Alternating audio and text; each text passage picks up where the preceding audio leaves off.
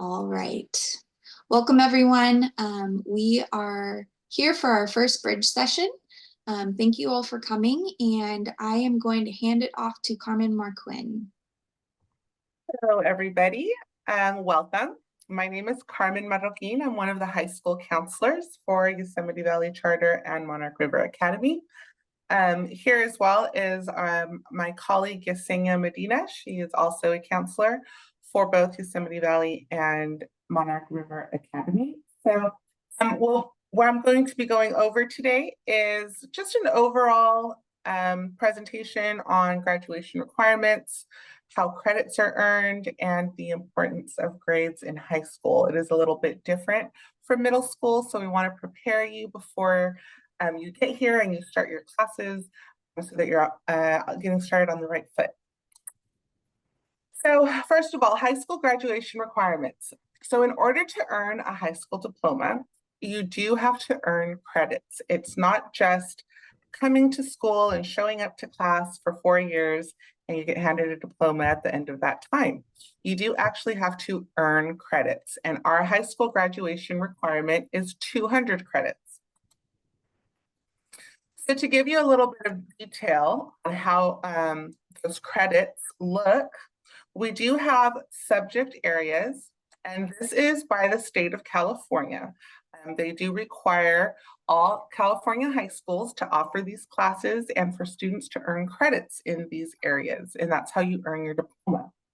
So, for example, the first area is social studies. Our graduation requirement, 6 semester courses, that's 3 social studies classes that you'll take over the 4 years that you're here with us.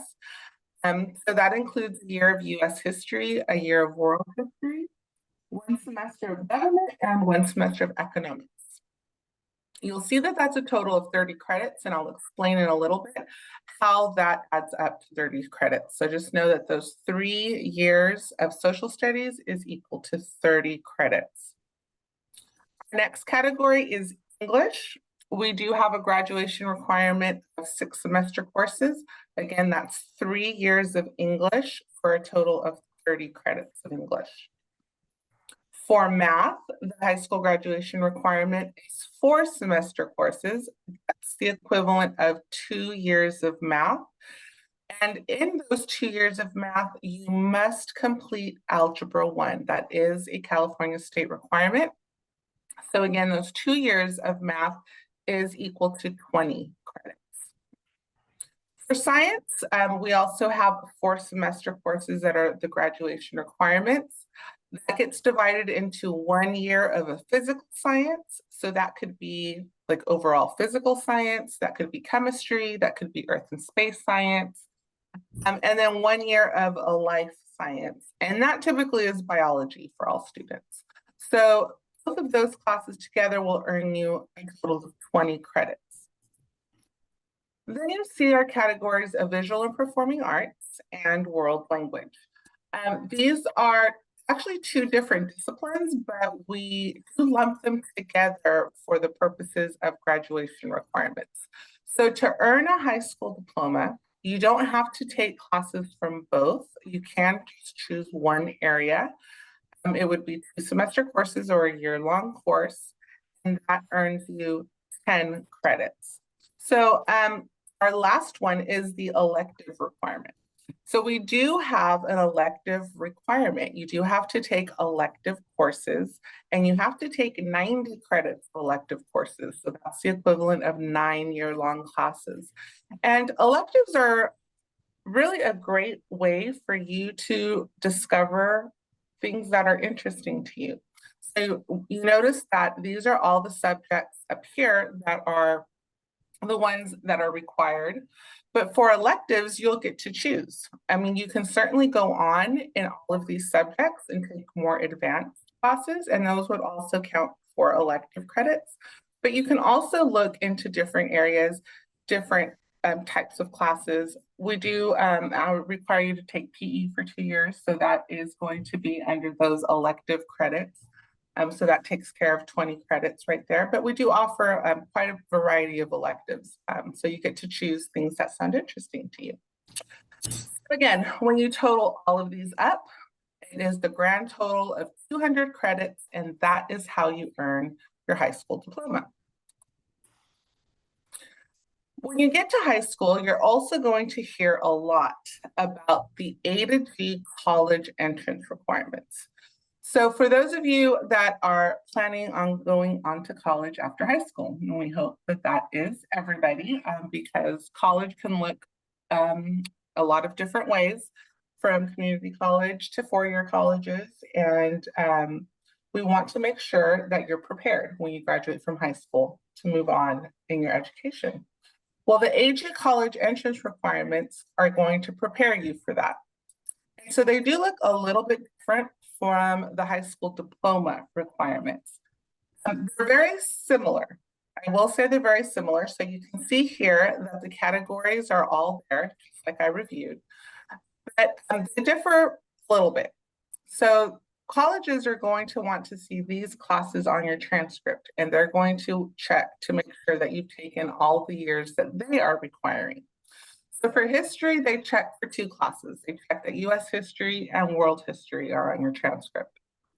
For English, they want to see that you've taken English every single year that you've been in high school. So they want to see English all 4 years. For math, they're going to want to see at least 3 years of math. And so you notice our high school graduation requirement, that was only 2 years, including Algebra 1. But for math, for colleges, they want to see at least 3 years, and they start counting with Algebra 1. So it's Algebra 1 and forward. But we do highly recommend 4 years. And then for lab sciences, it's similar to high school. So 2 years, the physical and the life science, just like for high school. And then a big difference is that colleges do split up the world language and the visual and performing arts category. They want to see that you do take classes in both. So for world language, they want to see that you've taken 2 years of a world language. And in our schools, you actually have a big variety to choose from. So that's always a real big plus at our schools. And then for visual and performing arts, you're going to want to take at least 1 year. And visual and performing arts are like art, photography, theater, dance, those types of classes. Then for electives, they want to see that you do complete at least one college prep elective. So from all of the electives that you're taking, one needs to be a college prep elective. And if you're ever moving on in any of these areas, taking extra than the minimum, then that counts for your elective as well. So what does that look like when you're taking your classes like in real life? Well, one really special thing about our high school is that we have an individual graduation plan for every single student. And this is great. You may have heard of four-year plans. It's the same thing. Your individual graduation plan maps out all 4 years of high school for you. And it's not set in stone. It's not like, you come to us in 9th grade, we plan out all your classes and that's it. You can't change it. It's a living document, meaning that you can adjust it at any time. We're always checking in with them. You're checking in with your teacher. You're looking to see if things, you want to keep them the same. Do you want to change something? So you're always updating this 4-year plan. But it's a great way to make sure that you are on track for your goals, making sure you're on track for graduation, making sure you're on track for meeting those college entrance requirements. And so I want to share with you a version of this. Now, yours won't be color-coded when you see yours when you're meeting with your teacher. I just wanted to show you how it's laid out because it can be a little bit confusing the first time that you're seeing it. So you can see here on the left is we have the same requirement categories, right, that I went over. This is what the kind of classes that you're going to need to take when you're in high school. And then we have a column here, again, that shows you the graduation requirements, the credits that you need for each of those classes. And then I have the AG ones there as well. So you can see here, you have all 4 of your grade levels on your IGP or your individual graduation plan. You have grade 9, grade 10, grade 11, and grade 12. Well, you see that we split it up with a fall semester and a spring semester.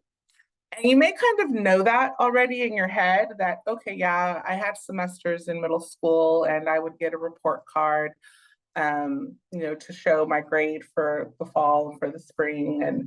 But you may not have paid very close attention to it. But in high school, it becomes very, very important because every class that you take in high school has a fall semester part of that class and it has a spring semester part to that class. So that's why these classes you see have an A and a B. And all of the classes that have an A, that's the fall semester part of your class, and the B is the spring semester of your class or the second semester of your class. So it's very important. Semesters become very important because you have to pass each semester of your class. That's the way it works in high school. In high school, we look at the semester, the classes that you're taking each semester. If you pass the class, and passing means an A, a B, a C, or a D, even. We don't encourage Ds, but if you do happen to get a D in a class, you still pass the class. And what that means is that you earned the credit. Remember, we talked about credits for here, that you have to have 30 credits of social studies, you have to have 30 credits of English. Well, that's how you earn credits, by passing your classes.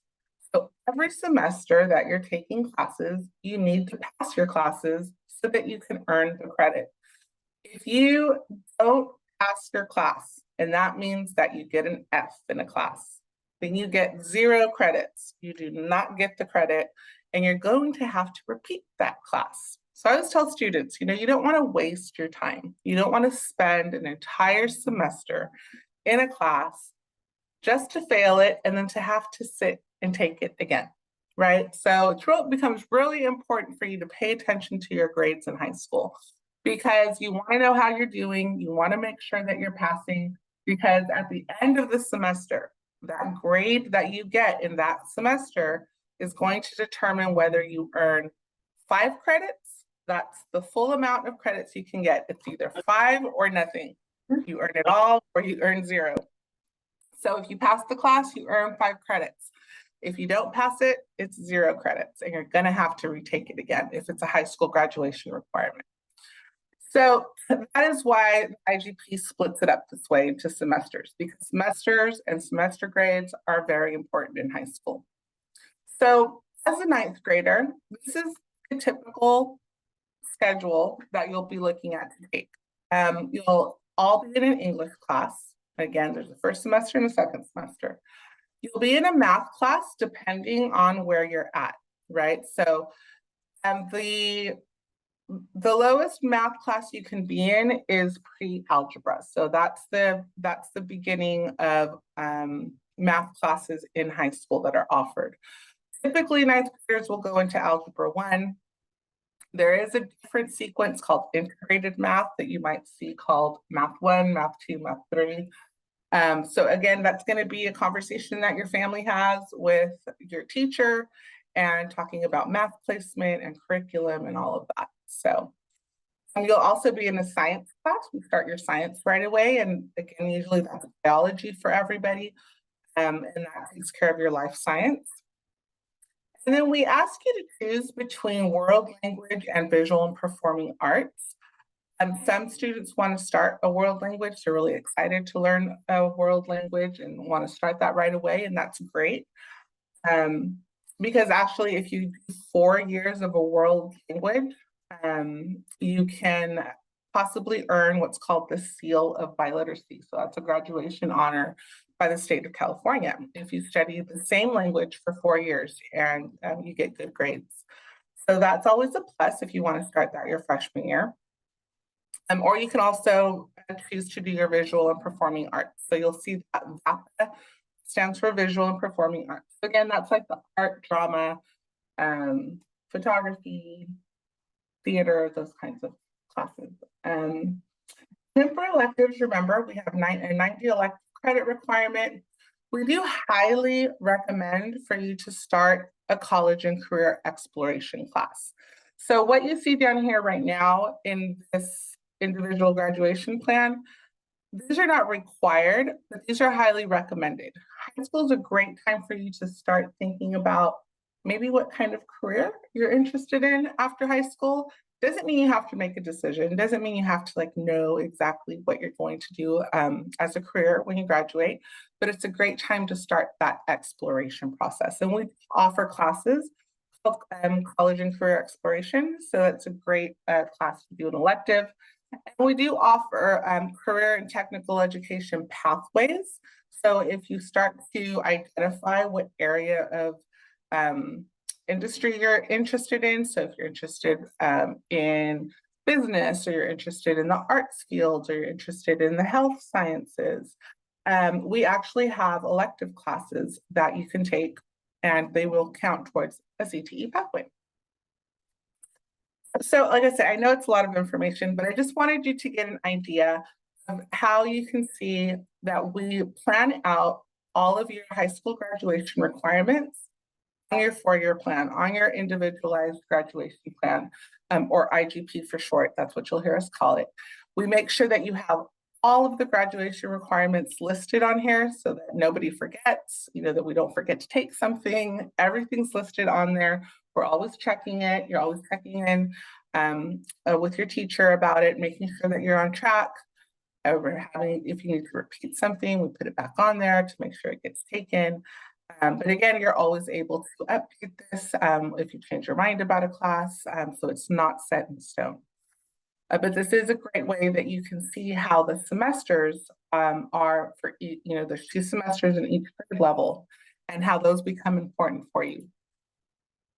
And so another way to look at this is your high school transcript.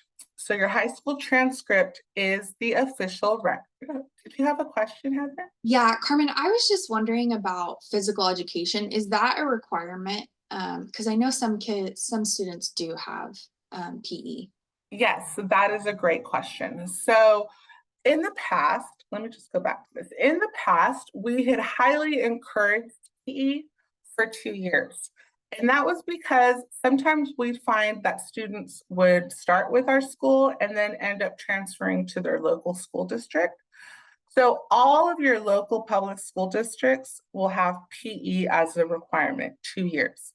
And so we didn't want to put our students at a disadvantage by not having them take PE.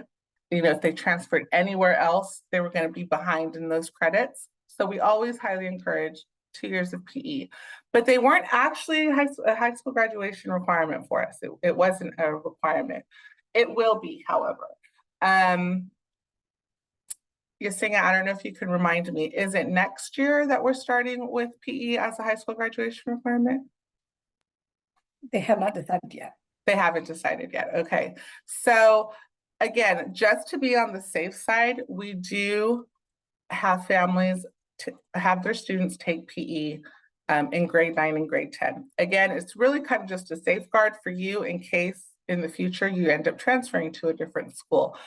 But it will become a graduation requirement for us as well. Physical education is just looking to become a high school graduation requirement for everybody. So yes, and PE can look a lot of different ways, right? So it's not anything scary like it is in the traditional public school system. I know a lot of students don't like that, the dressing out and all of that stuff with all those different, a lot of kids. I mean, as long as you're physically active, right, you can log activity for a multitude of things that you do to be physically active. And it's really important for our health, not just our physical health, but our mental health as well. So, being home and being on the screen a long time, or just doing work independently a long time, it's a really good way to make sure that you're incorporating that physical activity to your day. So I should have included that on there. So thank you, Heather, for bringing that to my attention. I will want to add PE to that because it will become a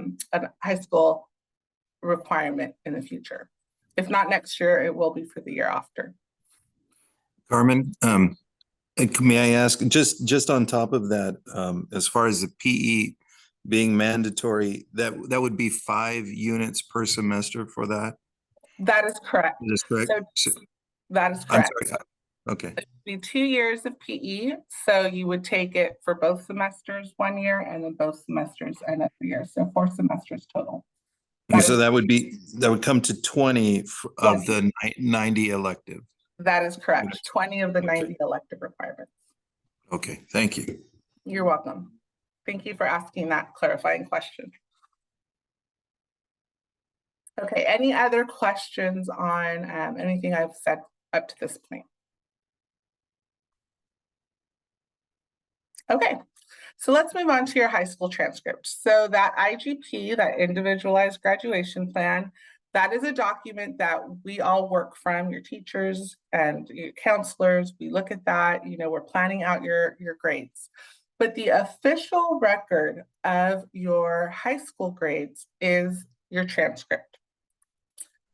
And so this is an example of a student's transcript. And as you can see, it's not a real student's transcript, but it is actually a replica of our transcripts and what they look like. So you can see the type of information that's on there. You will have a transcript once you've completed a semester with us. So after the fall semester of your 9th grade, you'll have your first entry into your transcript. So you won't have a transcript prior to that. Sometimes that gets a little confusing when students are, you know, in grade 9 and it's during the fall semester and they might need a record of their grades or something. But you have to remember that semester grades are what counts in high school, right? That's what becomes your official record. So not until the first semester is over and complete and report cards are done, finalized, everything, that they get uploaded into your transcript. So again, you can see it becomes a running record and it's a running official record of your entire high school career. And so if you happen to transfer between schools, this is what follows you, your transcript. This is what schools ask of us. If you go to a different school, they're going to ask for an official copy of your transcript. When you graduate from high school and you're applying to colleges or you're applying to a job perhaps, then they're going to ask for an official copy of your transcript. So your transcript is very important, and that's why your grades at semester are very important, because that is what is permanent on your transcript. So remember, I said that if you pass a class at semester, anywhere from an A to a D, you will pass the class and earn the credit. So you can see here that this is how it shows up. So for example, student happened to take world history their freshman year. They earned an A, so that means that out of the possible 5 credits, they earned 5 credits. And so you can see it goes down the row for all of the classes that they were enrolled in. So as long as your grades, and this student had amazing grades, so they did very well, but you can have an A, a B, a C, or even a D, and you will still earn 5 out of 5 credits for that semester class. And again, this is the running total, right? This is showing you they attempted 35 credits this semester and they completed 35 credits this semester. And so your transcript also keeps a running total of the completed credits. There's a credit summary here on the side. You can see it has, again, the graduation requirements that's required is 200. The student has completed 2 semesters, 35 credits each semester. So completed, they have 70 credits completed so far, and they still have 130 to go. So your transcript has a lot of information. You can always ask for a copy of your transcript from your counselor. You can also, on the parent portal, you're able to get a copy of the transcript and see where your student is at. So those are all unofficial copies, which typically work for any purpose that you might need them for. The only time really you would need to request an official transcript, and that's with our signature and seal, is when you're transferring between schools and after graduation and applying to colleges. So your transcript also is going to have your GPA, and that is your grade point average. So you can see, this can get a little confusing sometimes too. You can see there's actually 3 different GPAs on there. Your academic GPA takes into account all of your classes except for PE, why it's called academic. And your total GPA takes into account every class that's on your transcript. And then your weighted GPA, and I don't think this student has anything to be weighted there yet, not typically as a ninth grader. The weighted GPA is if you take an honors class, an advanced placement class, or a college class. Those 3 types of classes can earn you an extra grade point boost. So what that means is that typically when GPA is calculated, it's typically on a 4.0 scale, right? So 4.0 is equal to like straight A's, right? So an A is worth 4, a B is worth 3, a C is worth 2, and a D is worth 1.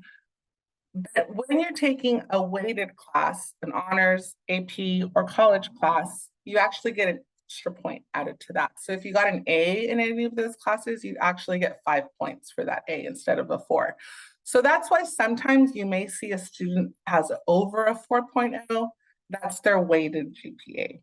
So that's a possibility to even get over a 4.0. Okay, so some key takeaways. I mean, there's a lot of information that I could go into, but this is just kind of your basic stuff, right? So key takeaway from today from this presentation. 200 credits, that's what you need to earn a high school diploma. You may end up earning more, and it's totally possible to earn more than 200 credits if you're just taking extra classes or you are looking to meet those AG college entrance requirements. But 200 is what you need for the high school diploma, and it has to be in those certain categories. All classes are divided into 2 semesters. Remember that, fall and spring, those grades are important. And every semester you can earn 5 credits per class that you pass. So remember, A, B, C, or D, that equals pass, that equals 5 credits. Your GPA, your grade point average, it's calculated on a 4.0 scale. So every time that you earn an A, you're earning 4 points. A B, you're earning 3 points. C, you're earning 2 points. And a D, you're earning 1 point. And that gets calculated, divided by the number of classes, and that gives you your GPA. But if you earn Fs, those are the grades you want to stay away from for your semester grades, right? You don't get any credit, 0 credit. You don't get any points, 0 points. So you have to do what you can to make sure you're passing these classes at semester. You know, we definitely have interventions and you're able to repeat classes if you're just struggling, but you really want to make the effort to get passing grades by semester. We also have a great tutoring program where you can get tutors if you start to struggle, or even if you just want to start off the semester on a really strong note and make sure that you're, you know, that you do really well. But definitely make sure that those semester grades are what you want them to be, because they do become permanent on your transcript. That's what colleges see. That's what your future employer may see if they ask you for your transcript. So again, you want to make sure that you're just doing your best at all times. Okay, so that's all the information I wanted to share with you today. Again, my name is Carmen Marroquin. My caseload is A through L, and you can see my email and my phone number there. Yesenia Medina is my colleague. Her caseload is last names M through Z. You can also see her contact number there. So anytime you have any questions, please reach out to us. We're more than happy to help. Anything having to do with graduation requirements, earning credits, taking college classes while in high school. That program is called concurrent enrollment. And then once the time comes that you're getting ready to graduate, your post-secondary plans as well.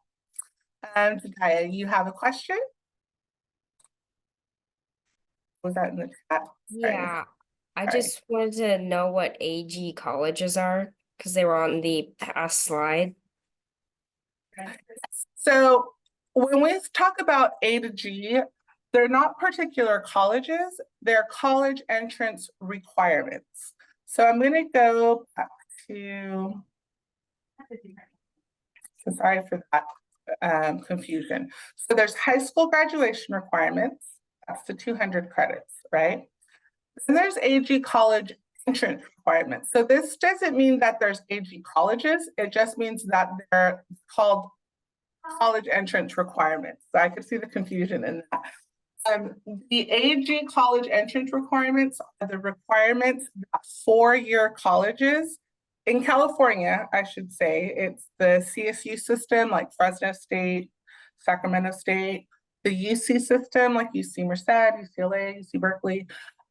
They have their own set of requirements that they want to see on a student's transcript when they apply to go straight there after high school.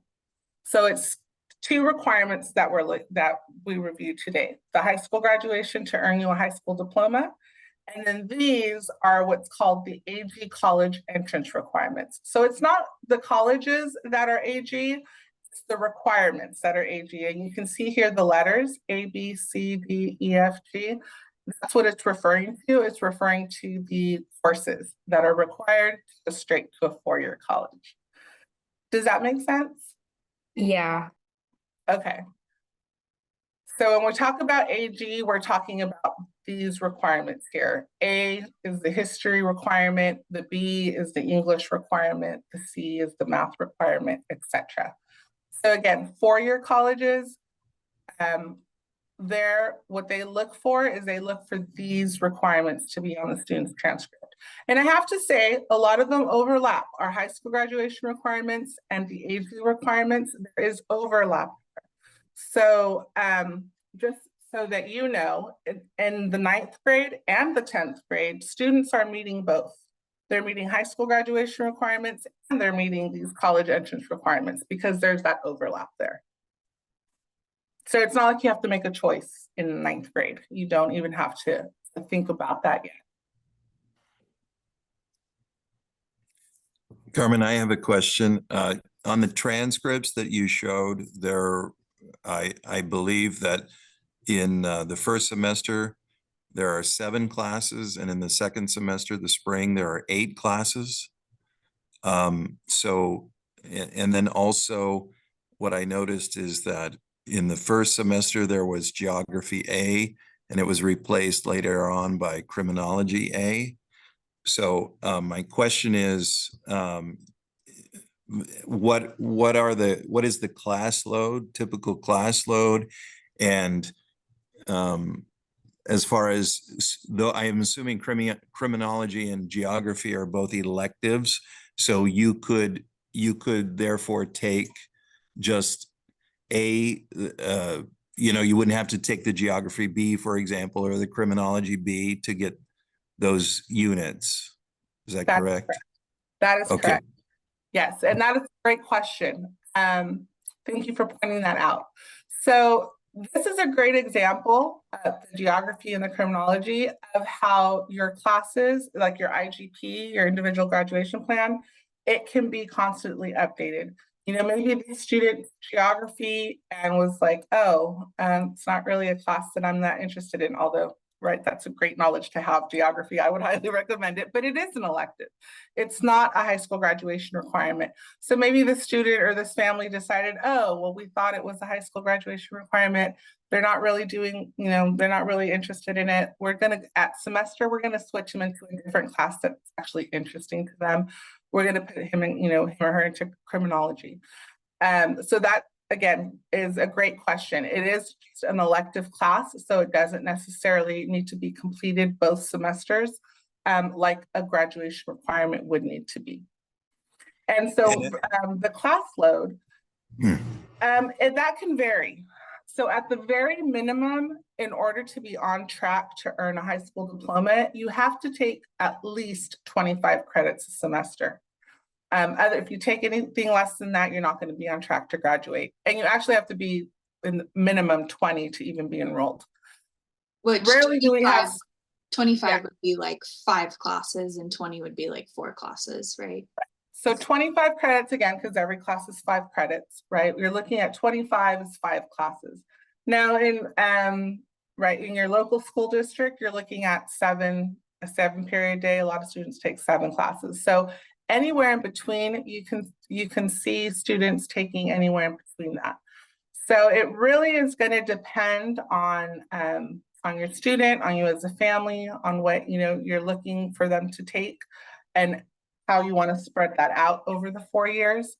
We do recommend English, math, science, and one or two other classes, either the world language and visual performing arts, and then an elective. So that would be 10, 15, 20, yeah. So this is 25, and that's would be the minimum to be on track for graduation. Okay, my student in particular is interested in early graduation and taking college courses. So that's kind of what I was looking to have answered. Okay. So we have students that can take up to 40 credits, and that would be like 8 classes a semester. So again, very individualized and depending on the student, depending on the family. If you're taking college classes, a college class can earn the full 10 credits in one semester. So that also kind of bumps up that credit limit. So it's a definite possibility. We do have early grads, we have students taking college classes, and yeah, that adjusts it. We typically will not approve over 45 credits. That's usually the max that we'll allow. Okay, and just should I speak to Yesenia in the future about that, or where would I get that full information to be on course for that early graduation? Would I just speak to Yesenia or our teacher? Yeah, so you definitely want to start by letting your teacher know, because they are the ones that create the IGP at first. So you want to let your teacher know that that's what the plan is, and they will loop in Yesenia, and you definitely want to have that conversation with both of them. Okay, I'm sorry. Just one last. You said something about I missed what you called it. What I was interested in. I think you had a phrase. You called that plan something. Am I wrong? Maybe I'm just maybe The IGP.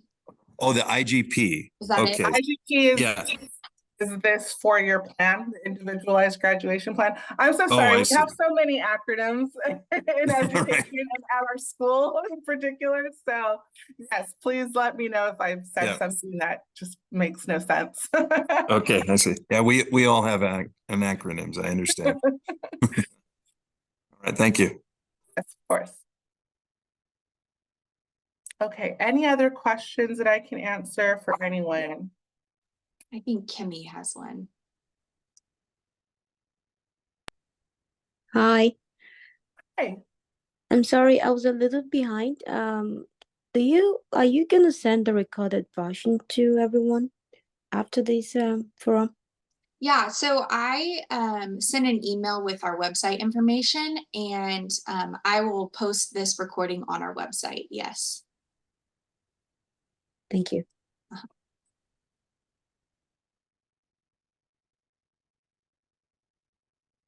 Any other questions? Okay.